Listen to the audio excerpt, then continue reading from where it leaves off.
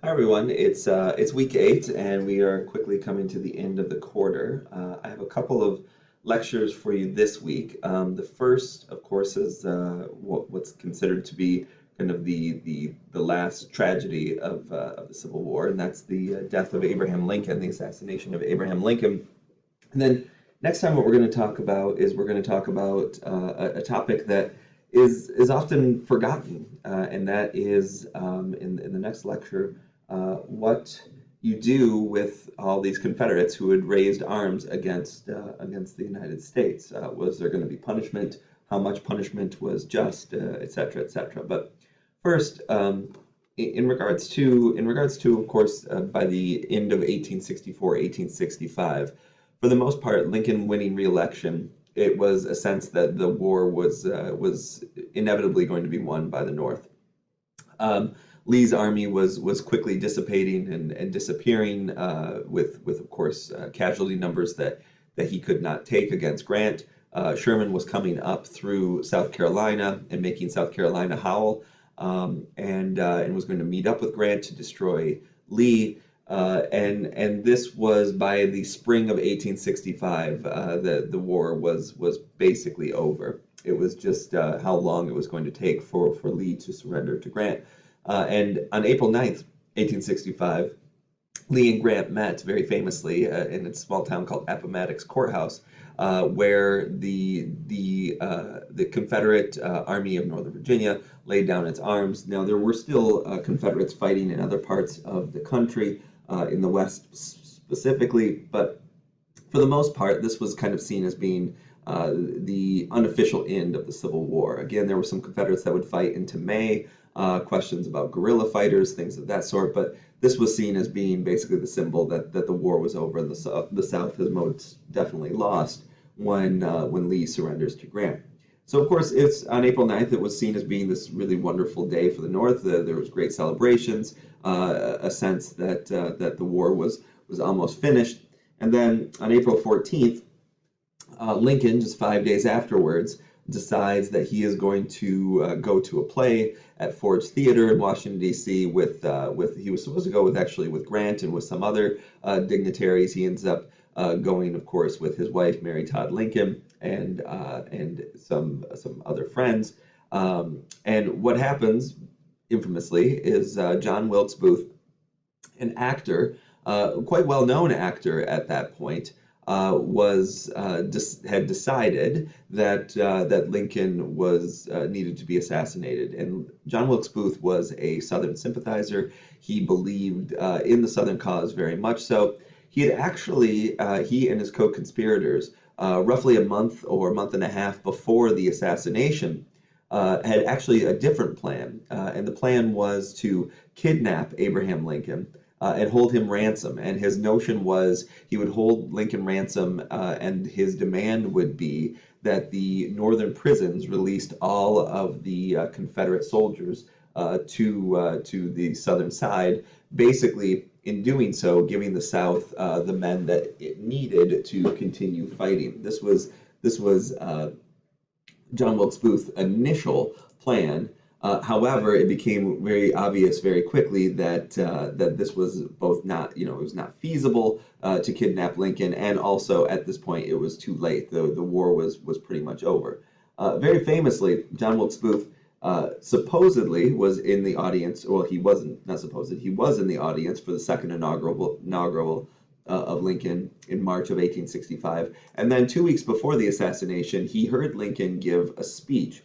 And really, what John Wilkes Booth's assassination really comes down to is it becomes a kind of last gasp of the Southern cause, a desire to keep white supremacy in place, because John Wilkes Booth heard Lincoln give a speech 2 weeks beforehand. And the speech he gave 2 weeks before talked about the fact that Lincoln talked about how the arming of African Americans and the soldiers who had served, Lincoln was under the notion that this was something that would need to be rewarded with not just citizenship but also voting rights. In other words, the 200,000 or so African Americans who served for the Union, Lincoln was basically saying that these people should be rewarded and they should be given the vote. And that's all Lincoln said. He did not state this was going to be something that would go to the 4 million freedmen. But just this, of course, for John Wilkes Booth was far too much. And supposedly John Wilkes Booth muttered to a friend who was standing next to him, saying that's the last speech he's going to ever give, because, as he said, this meant black people voting. John Wilkes Booth used much more offensive language when he said this. But this was the moment in which Wilkes Booth started to plan for the assassination. And 2 weeks later at Ford's Theater, Wilkes Booth, who was an actor who was able to get backstage, snuck into Lincoln's box and shot him in the back of the head with a pistol. And in so doing, he did not instantly kill Lincoln. Lincoln was, of course, mortally wounded. Nobody knew that at that point in time. Of course, things such as brain surgery was in its very earliest days, and definitely was had just as good of a chance to do damage as to do anything positive. So Lincoln was moved from Ford's Theater. John Wilkes Booth very famously jumped out of the booth, screaming supposedly as he landed and broke his ankle on the stage floor, screaming "Sic Semper Tyrannis," death to tyrants, and ran out of the theater. And of course, everybody within the theater, there was chaos everywhere. Lincoln was lifted up. He was taken across the street from Ford's Theater and put into a bed in a civilian's home. And quickly, most of the cabinet, including some of Lincoln's son, his family, of course, Mary Todd Lincoln, was there and were there on the next morning when Lincoln actually did pass away. Now, there's a couple of things in regards to Lincoln's assassination that we must remember. Of course, once Lincoln is assassinated, he becomes both a martyr and somebody who is larger than life. Lincoln, we need to remember more than just, of course, how he died. Lincoln, during his life, was, and even at this point, was not necessarily the most popular president. He was hated by a great number of people, and of course in the South he was despised. So when the story came that Lincoln was assassinated, in the South there were a good number of people who were actually quite pleased with this. They were happy that this occurred. They saw this as a just ending to somebody that they viewed as a horrific villain.